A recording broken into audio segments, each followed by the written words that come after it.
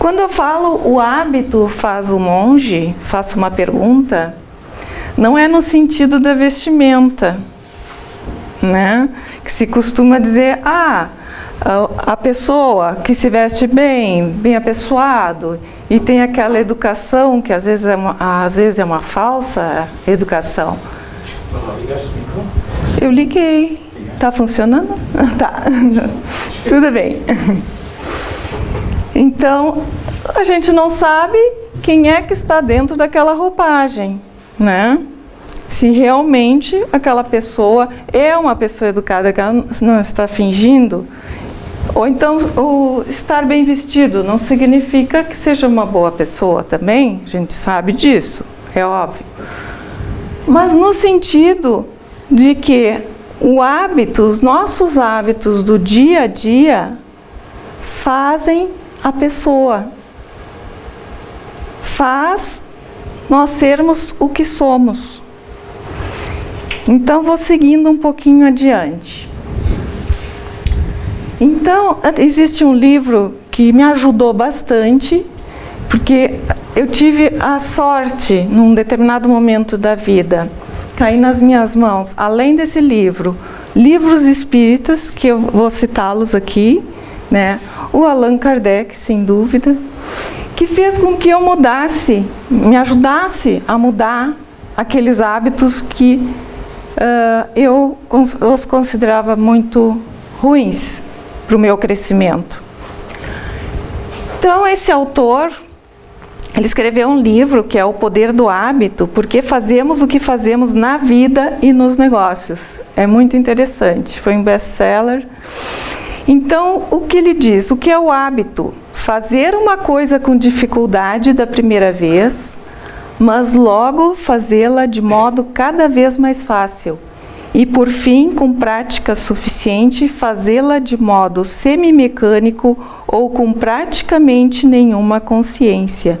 Ou seja, fica automático. Esse hábito pode ser muito bom ou pode ser um hábito ruim, né? Então, eu vou iniciar primeiro com alguns hábitos que nós não gostamos em nós e nos outros, né? Que são os hábitos que consideramos ruins e que procuramos, então, reformá-los, né? E como é que se faz, como é que se cria esse hábito na nossa vida? O hábito, para ele ser executado, ele precisa desses três componentes para ele existir, né? Então, nós sempre vamos precisar de um gatilho ou deixa, que nós dizemos. Então, esse gatilho vai ser um sinal, um lembrete de que a gente tem que efetuar uma determinada ação ou se comportar de alguma forma, tá? Em relação a esse gatilho. Em seguida eu vou exemplificar e vai ficar muito claro.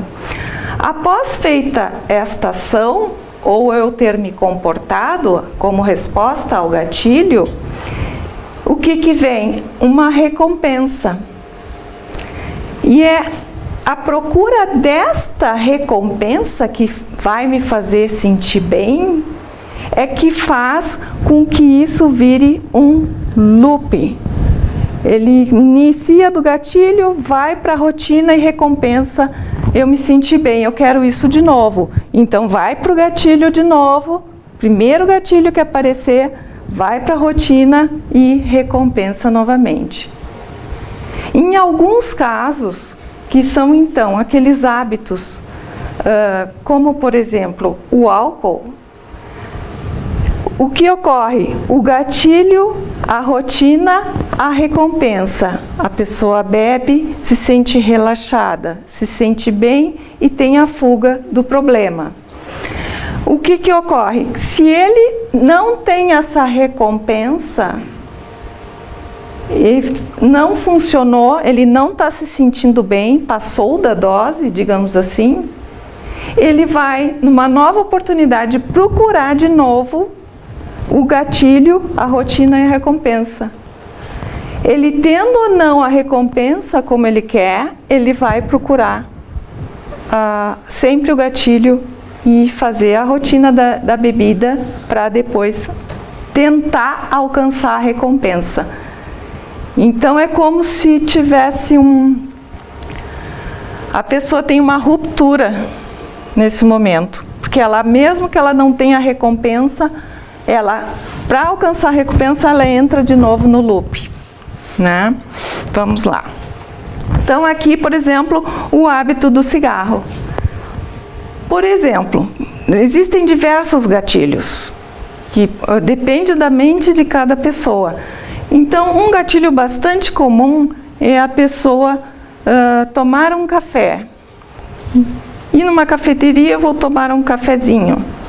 Muitas pessoas associam que seria o gatilho com o cigarro. Para que ele quer o cigarro? Porque ele quer uma recompensa. Ele quer se sentir bem. Como é que isso vai acontecer? A nicotina vai fazer com que o sistema nervoso central libere uma série do que a gente chama de neurotransmissores que vão fazer com que essa pessoa ela sinta prazer, ela sinta mais alerta. A nicotina tem esse efeito de se sentir a pessoa mais alerta, mais revigorada naquele momento, evidentemente, porque se ela vai repetindo esse hábito, o que acontece com a saúde dela? Ela vai perdendo tudo isso, né? E daí nós temos uma série, modula o humor, né? A pessoa fica menos ansiosa. E assim a pessoa vai de novo no cigarro para procurar essa recompensa. E isso nós chamamos o quê? Do vício, né? Do cigarro. Então esse é um exemplo que a gente vê no dia a dia. Esta frase eu aprendi com uma colega, a Ana, e eu achei o máximo, porque eu justo estava montando já essa palestra, que então ela contou o caso do poeta Fernando Pessoa, né, que ele fez esse slogan para a Coca-Cola, que a Coca-Cola queria ser comercializada em Portugal, né, lá pela década de 1927, 28, né, já existia Coca-Cola em alguns bares e coisas desse tipo, restaurantes, mas muito pouco. Então a Coca-Cola queria entrar oficialmente em Portugal. Então contratou uma agência de publicidade, que era a única, inclusive em Portugal, e o Fernando Pessoa fazia trabalhos para essa agência de publicidade. Contrataram ele, então, para criar um slogan para a Coca-Cola. Só que ele teve uma experiência com a Coca-Cola, foi isso, né?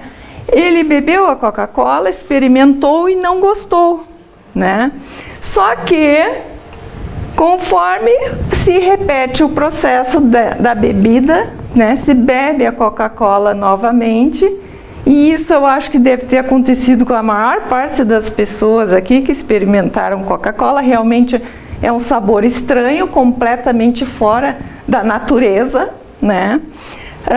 Mas se cria o hábito de beber a Coca-Cola, né? Que chega ao ponto assim, por exemplo, que um almoço de domingo, né, em algumas famílias tem que ter Coca-Cola. Então o almoço de domingo é o gatilho da Coca-Cola, né? Só que daí foi proibido, né? O Dr. Ricardo Jorge, ele disse que aquilo era um produto tóxico, né? Porque até se falava na época que possivelmente tinha a coca, né, na sua composição, e foi proibido até a década de 70, né? Mas é interessante que o Fernando Pessoa, o que ele diz aqui quando ele diz primeiro estranha-se, depois entranha-se. Vamos voltar um pouquinho. O que é o hábito? Fazer uma coisa com dificuldade da primeira vez, mas logo fazê-la de modo cada vez mais fácil e, por fim, com prática suficiente, fazê-la de modo semi-mecânico ou com praticamente nenhuma consciência. Então, aquela frase definia o que era o hábito. E hoje as agências de publicidade utilizam esse mecanismo psicológico, né, de nós humanos para nos convencer, né, da compra de muita coisa, do consumo de muita coisa que na verdade não nos serve. Seguindo aqui, como formamos esses hábitos indesejáveis? Eu citei um exemplo de hábito ali, que era o fumo, né, ou o álcool, mas existem outros hábitos que são do dia a dia. Eu, por exemplo, eu tinha um hábito que, graças a Deus e a todo o esforço que eu fiz, né, eu acredito que eu possa ter perdido muito, e graças ao meu marido também, que me chamava atenção. Então, o que eu tinha o hábito? Da tragédia. Eu tinha o hábito da tragédia. Eu vou citar um exemplo. Foi semana passada, né, que teve o terremoto na Turquia, ou retrasada? Tá. Como é que eu recebi aquele impacto? Eu assisti na televisão terremoto na Turquia, eu acho que era de magnitude 7, né, ou quase 7, que é muito potente. E quando eles mostraram as imagens, eu vi assim, um prédio caiu todo, né? Claro, deve ter sido vários prédios lá. Mas o que me chamou a atenção, que o prédio estava em ruínas completamente, só que todos os prédios na volta estavam íntegros, inteiros. E sabe o que aconteceu? Eu fiquei tão feliz com aquela imagem. Em outros tempos, eu ia mais que tragédia, ia ficar naquele looping, e tragédia, e daí eu percebi que eu estava feliz que tinha ruído um prédio, e fiquei feliz o quanto estamos evoluindo ao ponto que a engenharia está salvando todas essas vidas. Imagina se não tivesse uma engenharia de ponta para esse tipo de evento que é o terremoto, porque não está nas nossas mãos impedir um terremoto, né? Então é uma coisa maravilhosa. Vocês sabem muito bem, terremoto de Lisboa, o que fez? Arrasou, né? Lisboa e mais outros locais. E hoje existe uma engenharia maravilhosa que salva essa quantidade de vidas. Claro, assumo uma responsabilidade que a gente tem como ser humano, de que nós temos que nos sensibilizar e, na verdade, de preferência que não morra ninguém. Não queremos que ninguém morra. Mas, em outros tempos, eu ia ainda contar aquilo e ficar naquela ânsia de que aquele prédio tinha ruído, não sei quantas pessoas e tal, e ia esquecer totalmente da parte boa do evento, que é quantas pessoas foram salvas. Então é uma maturidade da maneira de ver. Eu simplesmente consegui tirar um hábito terrível que me perseguia a vida toda, ou eu deixava perseguir, que é ver o lado negativo das coisas. Então, o senhor, meu marido, me ajudou muito com isso também. Ele me chamava atenção, né, quando eu começava a extrapolar. Graças a Deus eu sou agora bem zen. E consigo enxergar a tragédia, evidentemente, mas de uma forma madura. E como mudar de hábito? Para mudarmos de hábito, nós precisamos do quê? De nós mesmos. Nós que temos que mudar o hábito. Nós que temos que estar conscientes de que nós temos que mudar algum hábito. Ou reforçar algum bom hábito.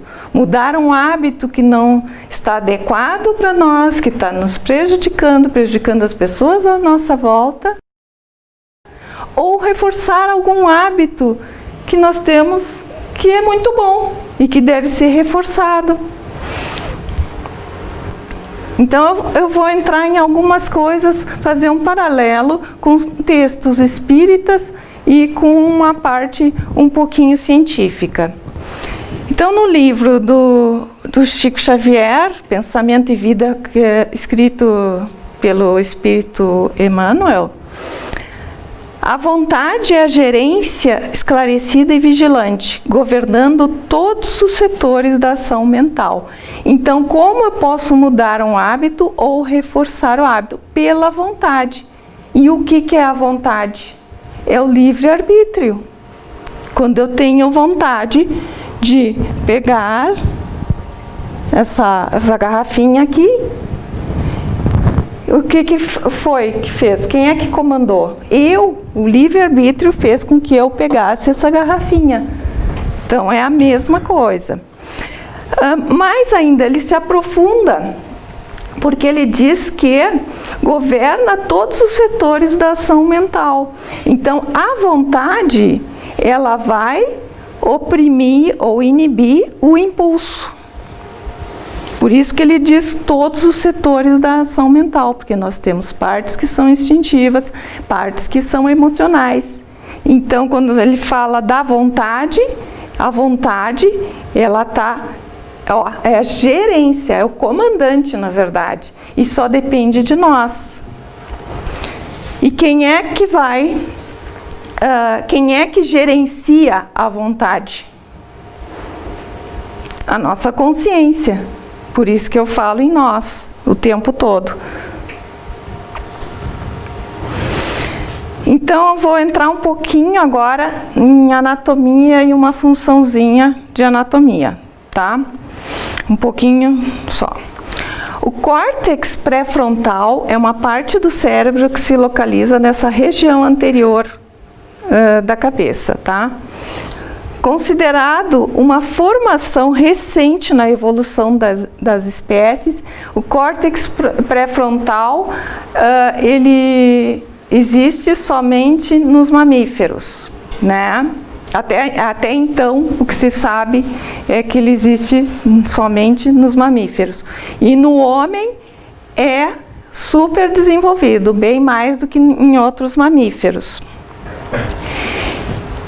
É a sede da personalidade e da vida intelectiva. Modula a energia límbica, que é a parte das nossas emoções no cérebro, e tem a possibilidade de criar comportamentos adaptativos adequados ao tomar consciência das emoções. Então é ele o comandante do resto do cérebro. Ele que vai ditar. Vem um impulso, vai ser o córtex pré-frontal que vai definir se tu vai deixar aquele impulso aparecer ou se tu vai inibir aquele impulso. Estamos diante de um espaço privilegiado do nosso cérebro, onde podemos distinguir o bem e o mal. Olha a importância dessa parte do cérebro. Onde podemos distinguir o bem e o mal, onde podemos avaliar o nosso ambiente e até mesmo estabelecer um controle sobre o nosso próprio pensamento. Só que vocês têm que imaginar que ele não faz sozinho. O córtex pré-frontal não é ele que cria, ele é reativo a um estímulo da consciência, que é extracorpórea, que é o nosso espírito. Ele é que está comandando. E essa região especializada, ela recebe o estímulo dessa consciência que é extracorporal. E isso já muitos neurologistas, neurocientistas, psicólogos, psiquiatras batem pé. Nos Estados Unidos tem vários, né, aqui na Europa também, que a consciência é extracorporal. Então, não se faz dentro do cérebro. O cérebro só recebe o estímulo e, a partir desse estímulo, o corpo vai atuar.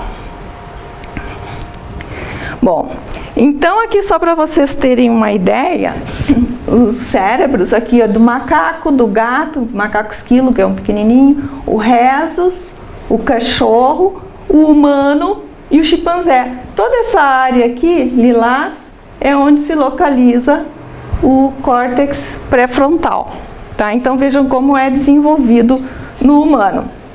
Então, mesmo os animais, os mamíferos, eles se diferenciam entre si evolutivamente, mas eles têm um certo nível de entendimento e de decisão, não como o humano, mas eles têm. E aqui eu botei essa brincadeira aqui que o cachorro está dizendo: antes eu mordia o pessoal que tentava entrar em casa, agora mordo o pessoal que tenta sair. Ele foi tentar mudar de hábito, né? Ele não consegue sozinho, por isso que nós domesticamos os cães. Então nós ensinamos os cães a tomar decisões. O nosso córtex pré-frontal está fazendo o papel para eles, está emprestando um córtex pré-frontal para eles mudarem os hábitos. Então eles precisam da nossa ajuda.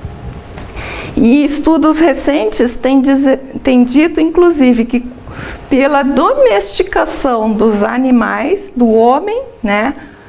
O homem domesticando os animais, ele aprendeu a se autodomesticar. Então é um aprendizado. Então, seguindo adiante. Então, nós vimos aqui que o que acontece com esses animais? Eles vão ter o instinto mais aguçado. Nós temos o instinto, mas o nosso córtex pré-frontal, ele diz assim: para aí, não vai adiante, não fica com raiva, não ataca, né? Claro que é nós fazendo o comando lá no córtex pré-frontal. Esses animais, eles vão ter o instinto mais aguçado. Então, se der vontade, por exemplo, o cãozinho, de sair e morder, se vier o instinto, que em geral é de defesa, né? Ele vai morder, não vai ter nada lá no cérebro dizendo para ele, lá no córtex pré-frontal, dizendo para ele: para aí, tu não pode morder, tu vai machucar. E nós temos essa habilidade. Nós não saímos batendo nas pessoas. Quando nós temos impulso de raiva, sei lá o que a gente faz? A gente analisa a situação. Não, isso não é correto, não se faz isso, né? Não posso bater em ninguém. Às vezes em criança, pior ainda, né? É um horror. Mas bem, então é essa diferença que nós temos, que é da tomada de decisões, o livre-arbítrio. Então, o que se diz é que, eu achei muito importante colocar isso aqui nesse momento. No Livro dos Espíritos, no item 849, ele faz a pergunta: qual a faculdade predominante no homem em estado de selvageria? O instinto ou livre-arbítrio? Daí ele responde, o espírito: o instinto, o que não impede de agir com inteira liberdade. Nós estamos falando de homem, né? Do homem, nós, humanos, né? Então, se ele pode, se ele for um espírito não evoluído, porque quando Kardec, eu já li vários trechos, fala em selvageria, estado de selvageria, é quando a pessoa age por instinto. Por isso que eu botei essa foto, linda, de uma mãe indígena com seu bebê, que nós jamais podemos imaginar que ela é uma selvagem. Ela não age pelos instintos, ela age tanto pelos instintos quanto nós. Ela faz parte do nosso grupo, da nossa evolução neste momento. Existem pessoas mais ou menos evoluídas, ou grupos mais ou menos evoluídos. E nesse sentido a selvageria é deixar o instinto extrapolar e não ter o livre-arbítrio ou a vontade de conter aquele instinto ou impulso. Então, eu tive a oportunidade um tempo atrás, e acho por isso achei importante colocar, para nós não confundirmos esse termo, selvageria. As tribos são completamente diferentes umas das outras. Então, nós temos tribos extremamente pacíficas, extremamente organizadas, que se ajudam mutuamente. Então quer dizer que essa tribo está com córtex pré-frontal a 1000. É mais evoluído, vocês não acham? Que tem muito para ensinar para nós. Assim como tem tribos que são altamente guerreiras, que gostam de briga e que chegam arrasando as outras tribos. Então, certamente, é uma tribo menos evoluída. Então, só não podemos colocar todo mundo no mesmo saco, que nem a gente vê na nossa civilização aqui ocidental, que a gente vê alguns chefes de Estado, né, que são pessoas que é óbvio que tem um problema de evolução, né? E daí, por que eu sigo aqui adiante? Que foi muito interessante que eu encontrei uma carta de Dom Fernando Guerreiro, a Allan Kardec, que ele mandou para a Revista Espírita, maio de 1859, em que ele, educadamente, é uma carta linda de ver, ele contesta esse termo selvagem. Por quê? Porque esse senhor, ele se deu o trabalho de traduzir o Livro dos Espíritos, ele é espanhol, ele não dominava o francês, mas ele traduziu e levava o Livro dos Espíritos para indígenas no interior do Peru. E ele ficou muito emocionado ao ver que o entendimento desses índios, que chamados de selvagens, quanto ao espiritismo, era, na maior parte das vezes, melhor do que o homem branco, né? Ou o homem, na época, o homem europeu que estava lá. Então ele disse, esses povos que chamamos de selvagens, ou são menos do que geralmente se pensa. Se se disser que moram em cabanas e não em palácios, que não conhecem as nossas artes e as nossas ciências, que ignoram a etiqueta da gente civilizada, serão verdadeiramente selvagens. Mas em relação à inteligência, encontramos entre eles ideias de justeza admirável, uma grande finura de observação e sentimentos nobres e elevados. Então, é isso que é muito interessante. Então, quando a gente fala do córtex pré-frontal, que o córtex pré-frontal, ele é um resultado evolutivo e, digamos assim, que estamos quase que no máximo do que poderíamos ter de potencial. E que depende das nossas decisões como consciência extracorpórea, ou seja, o espírito, para que a gente evolua. Deus nos deu todas as ferramentas, nós só temos que utilizá-las. Então, ali se localiza o córtex pré-frontal, que é a região, então, que vai nos dar a atenção, o julgamento, perseverança, controle de impulso, organização, automonitorização, resolução de problemas, o pensamento crítico, antecipação, aprender com a experiência, interação com o sistema límbico e empatia. Então, tudo isso se processa nessa região. E se nós juntarmos todas essas ações, nós podemos dizer que isso é o exercício do livre-arbítrio. Seguindo um pouquinho, então, adiante, muito interessante, que eu encontrei quando estava analisando a questão do hábito, né? É que, com relação ao córtex pré-frontal, nós temos aqui uma pintura do Miguel Ângelo, na Capela Sistina, que é a criação de Adão. Então, dizia-se que aquela imagem de Deus, né, projetando o braço direito, apontando para Adão, seria a centelha de vida, que ele estaria dando a vida ao Adão. Acontece que esse médico aqui, Frank Meschberg, ele fez uma análise dessa pintura e ele, com muito conhecimento do cérebro, ele percebeu que esta imagem nada mais era do que a representação do cérebro e da caixa craniana. E ele ressaltou, ele fez uma análise muito interessante e que tem aval da comunidade científica. Quem sabe anatomia percebe realmente toda a semelhança e estruturas, que Deus, ele aponta através justamente da região essa que é do córtex pré-frontal. E Michelangelo, ele era um anatomista. Michelangelo acreditava que a parte divina que recebemos de Deus é o intelecto. Tudo parece crer que Michelangelo tinha um conhecimento que provavelmente vinha da espiritualidade, porque não tinha como ele saber,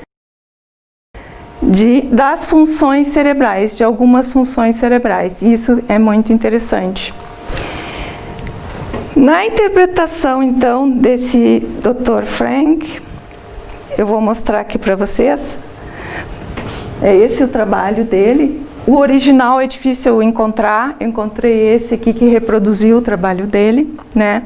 Ele diz assim, ele chega à seguinte conclusão: Deus está dando ao homem, naquela imagem, naquela pintura, a inteligência, fazendo assim parte do mundo das ideias, o pensamento como fonte de ligação ao outro lado, a Deus.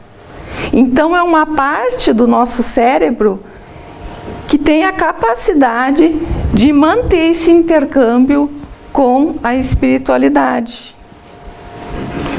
E por isso é uma parte importante para que nós possamos trocar os nossos hábitos, que é através dessa região que nós vamos estimulando essa região e que nós temos e que é tão poderosa, que nós vamos conseguir trocar os nossos hábitos. Porque hábito, e parece que os hábitos ruins é coisa muito forte, né?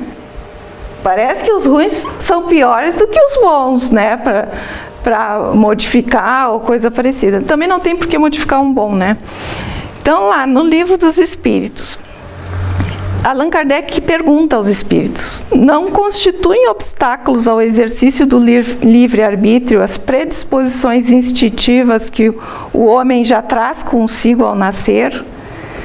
Ele diz, o espírito: as predisposições instintivas são as do espírito antes de encarnar. Então ele já está trazendo experiências de outras encarnações, conforme seja este mais ou menos adiantado. Ou então, se ele for um espírito mais evoluído, ele tem uma capacidade maior, através do córtex pré-frontal, inibir aqueles hábitos que não são muito bons, ou modificá-los. Elas podem arrastá-lo à prática de atos repreensíveis, no que será secundado pelos espíritos que simpatizam com essas disposições.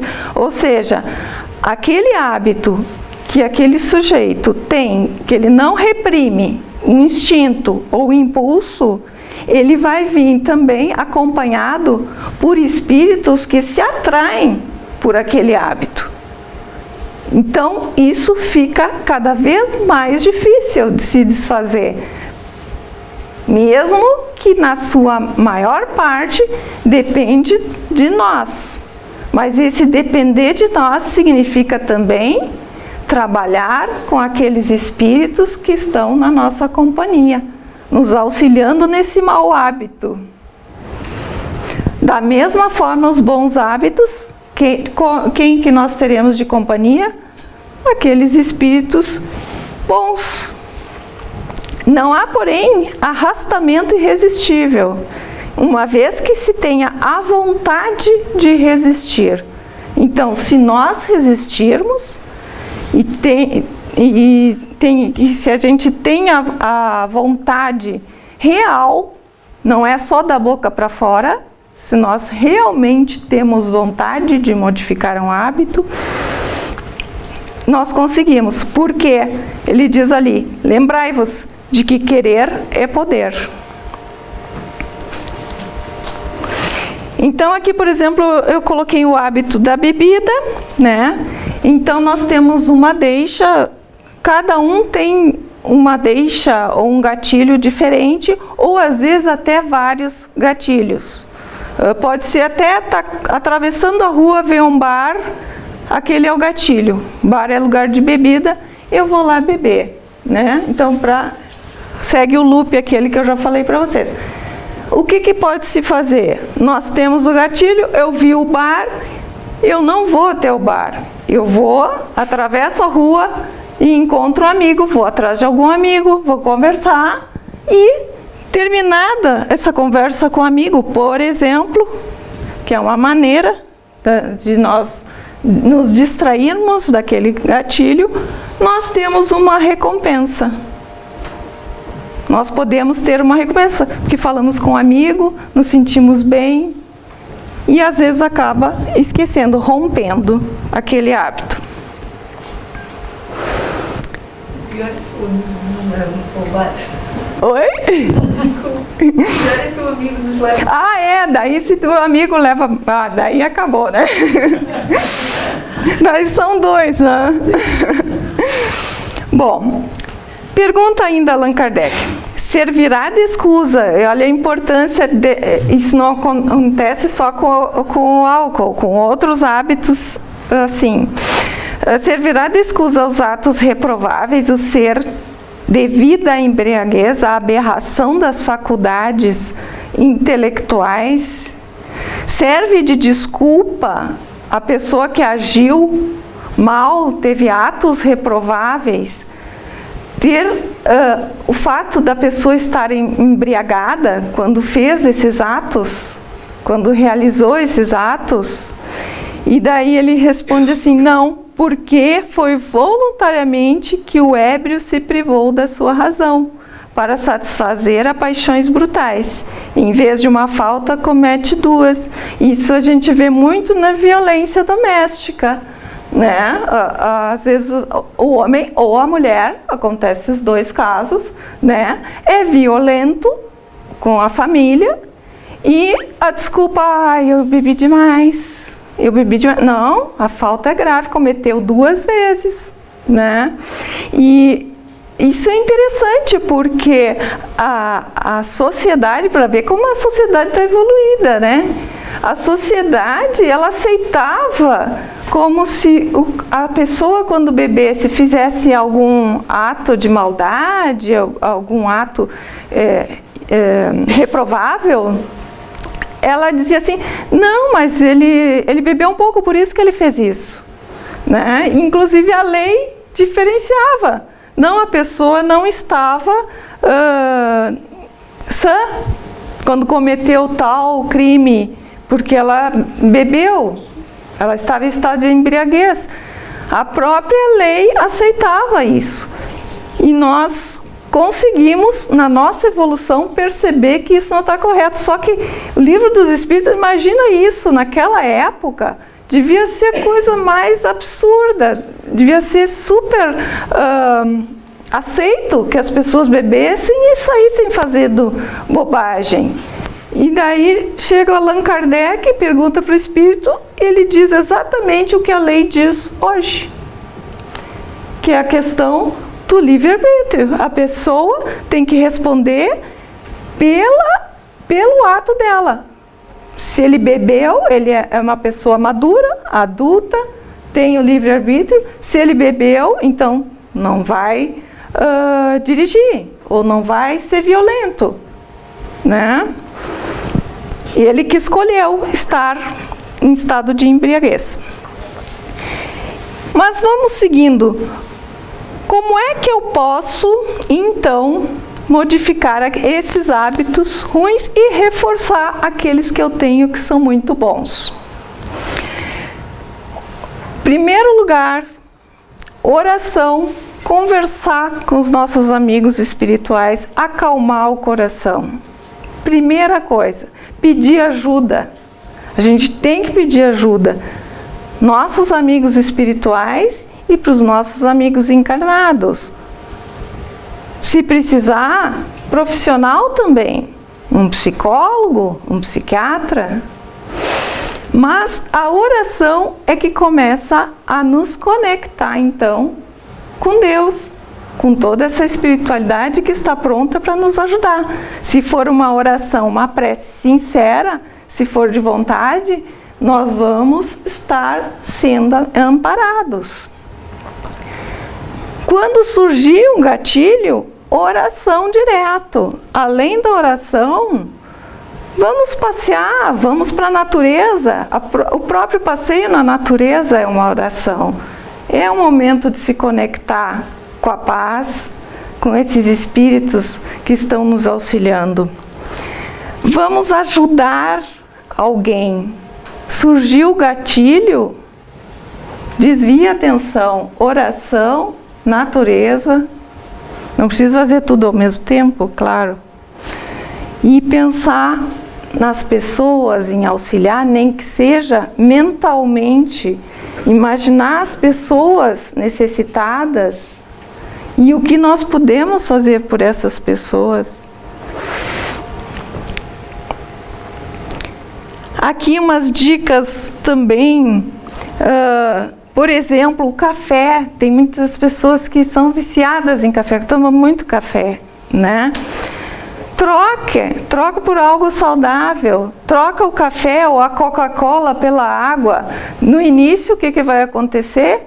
Estranha-se. Depois, entranha-se. Então, sempre lembrar. É bem curtinho e vale a pena sempre lembrar. No início, estranha-se. Depois, entranha-se. Até vou contar um caso. Eu não como muito açúcar. Como pouco e sempre fui assim. E daí a minha filha mais nova sempre foi louca por açúcar. E eu sempre limitei o açúcar, porque o açúcar vicia, né? Vicia mesmo. Então eu dizia assim para ela, come uma fruta. Sempre tive fruta em... Não, fruta não é a mesma coisa que doce. Não come uma fruta, demora mais tempo, mas aquele açúcar da fruta, ele é um processo natural, ela vai sentir também todo aquele prazer, digamos, que o açúcar dá, só que de forma natural e não agressiva, né? Quebrando então o ciclo do hábito. E muitas vezes eu consegui que ela comesse a fruta em vez do açúcar, né? Mas isso também é outro hábito que não é dos melhores, né? Vai conversar com um amigo ali, pega o telefone, ou um amigo que já faz tempo, ou então algum parente, vai conversar com a mãe, alguém que possa dar algum apoio psicológico, ler um livro, né? Criar o hábito de ler um livro. E na ansiedade, por exemplo, podemos substituir por escrever à mão, não digitar, escrever à mão, voltar às antigas. Começa a escrever alguma coisa. Surgiu um gatilho, e o gatilho, vou dizer uma coisa para vocês, são muitas coisas, os hábitos são muitos. Gatilho pode ser qualquer coisa. Por exemplo, um hábito horrível é o hábito da fofoca, de falar mal dos outros. Surgiu aquela vontadezinha, surgiu aquele gatilho na frente, vontade de falar mal dos outros, pega um papel e começa a escrever, vai que vem uma história ali. Dali a pouco a pessoa vira um escritor até, né? Porque o fofoqueiro ele é muito imaginativo, e daí ele pode virar um escritor, se ele pegar o hábito, o bom hábito, que é de escrever e contar a fofoca, né, de uma maneira construtiva. Então, assim, no Livro dos Espíritos, Allan Kardec, ele fala, agora é ele falando, né, que a arte de formar caracteres é o conjunto de hábitos adquiridos. E é isso que faz a nossa educação moral. Então aqui eu botei o Pinóquio, né? Então nós podemos ter o hábito da mentira, né, do Pinóquio, ou podemos ser bem felizes e contentes sem esse hábito, porque o Pinóquio sofria, né? Sofria, aquele nariz crescendo era só representação do sofrimento dele pelo hábito da mentira, né? Quando essa arte for conhecida, compreendida e praticada, o homem terá no mundo hábitos de ordem e previdência para consigo mesmo e para com os seus. Olha que interessante nesse momento de pandemia. Dê respeito a tudo que é respeitável. Hábitos que lhe permitirão atravessar menos penosamente os maus dias inevitáveis. Então, nós estamos num momento de muitas mudanças de hábito. E essas nossas mudanças de hábito, justamente, vai se refletir em toda a sociedade. Na verdade, todos os nossos hábitos refletem na sociedade, mas nunca se viu tão descaradamente o quanto nossos hábitos podem afetar os nossos semelhantes. E conclui, a desordem e a imprevidência são duas chagas que só uma educação moral bem entendida pode curar. E finalizando, lembrando então, eu sei que às vezes acredito que às vezes fica um pouco pesado quando pega essa parte científica, principalmente anatomia. Diz Allan Kardec, o espiritismo e a ciência se completam reciprocamente.